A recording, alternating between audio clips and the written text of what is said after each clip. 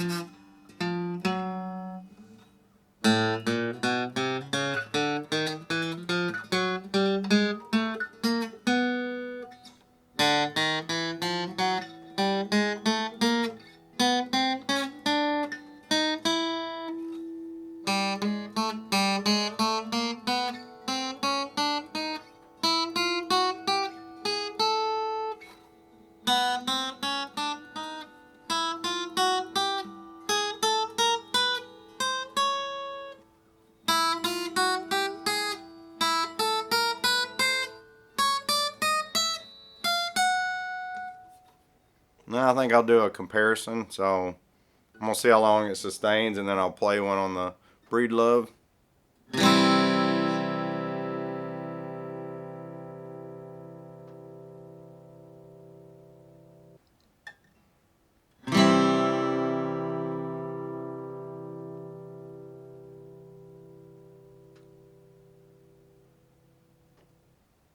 G chord.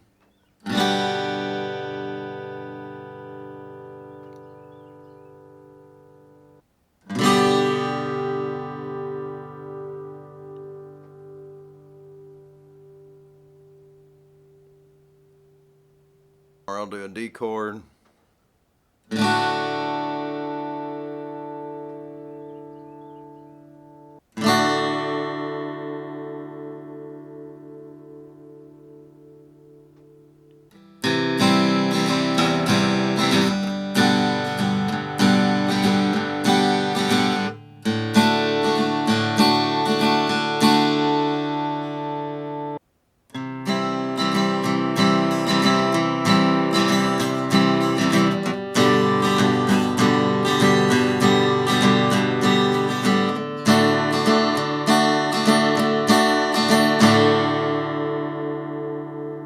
Alright, and then I'll just go through a few individual chords and notes.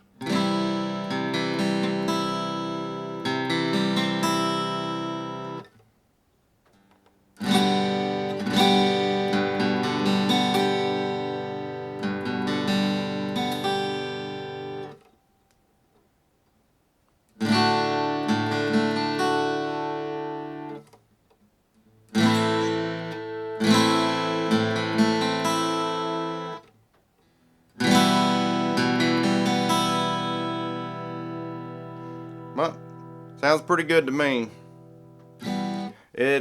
The Breedlove is definitely a little bit easier to finger. This neck might be a tad thick or wide. I did try to get the action correct. Down here it gets a little bit high. But for the most part, really happy with it. That's what it sounds like. And before I go, I wanted to touch on a few reasons why I even tried to build the guitar and what inspired me.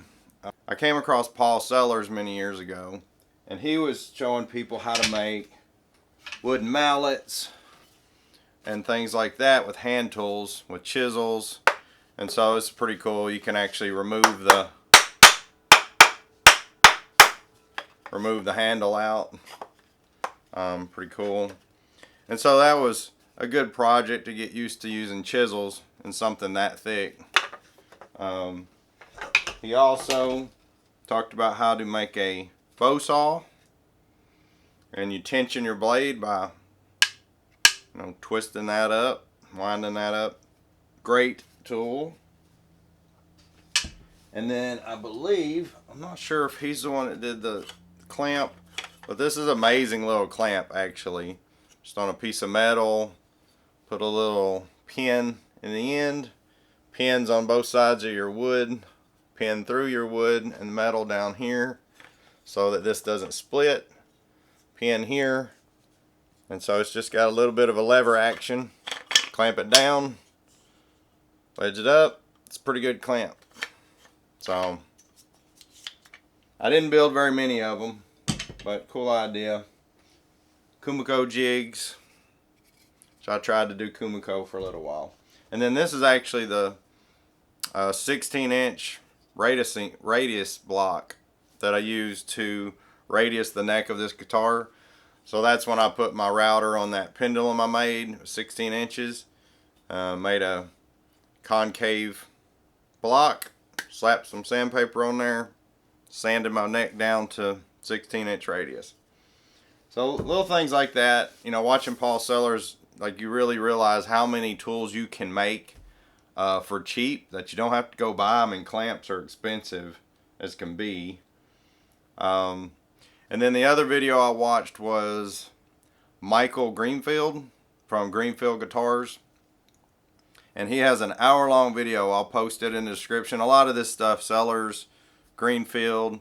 And then if you haven't watched my video on the jigs I use and kind of how I made it, I'll link that up there too also. So thanks everybody for the interest you had in it. But Greenfield Guitars, Michael Greenfield has an hour-long video, and it's amazing. Beautifully produced. He makes beautiful guitars. And something about watching his video and the process and watching him file the braces down, the go bar deck, which I'd never seen before, which is a clamping device. My go bar deck was just underneath my workbench. I'll try to put a picture of my workbench up here, and that's just built out of 2x4s and some oak that I had. But I put it under there, and I just used scrap lumber that was really thin lumber as my clamps, my tension rods that hold down the bracing as it dries. So that was really cool. I don't think I have a picture of it at all. But anyway, his video was amazing. I looked at that video and I thought, I think I can do that. This is on a 25.34 scale length. And it is angled right here. I had someone ask if this was angled is why the intonation's off. I tried to measure it precisely and get that angle correct at the time of building it, but it is probably off for sure. And that bridge is slightly tilted forward because it's not fit in there perfectly. But as you can hear, for me it's fine. First build, I had no problem with it. I'm super proud of it. I need to give myself more credit for building it. I have new jigs I could make. I have a better understanding of radiusing the top, making dishes for the top. A radiusing dish is like $170, I think, on StewMac.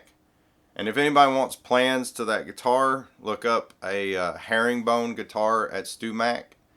That is basically the plans that I use to make this guitar.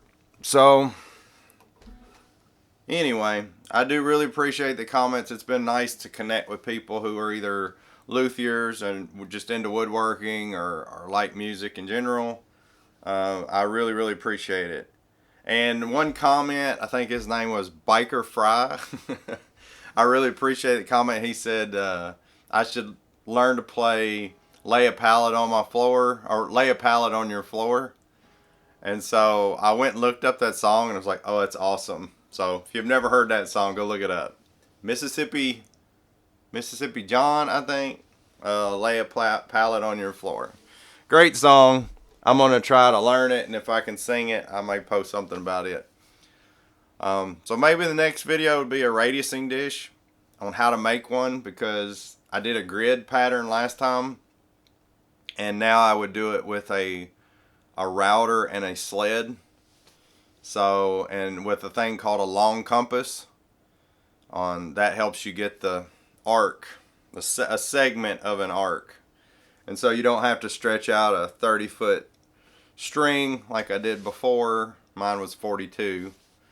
So anyway, there's a lot of jigs I would make, and I would bend my sides differently. Instead of on a heat pipe with spraying water on it, heating up, I would actually try to make a mold. Sadly, I made a mold because I bought all the parts to make a press, to press the sides in place, and I think I threw it away. It was beautiful. I was like, just the jig itself was amazing, but I didn't use it.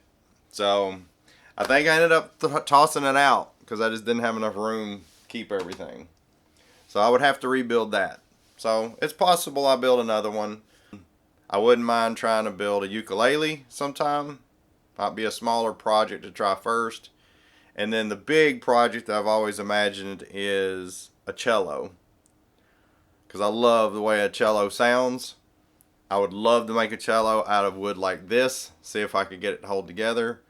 I already have the template. When I built this guitar, I borrowed a cello from someone so I could draw it out, and I made it out of foam and then tried to figure out the radiuses.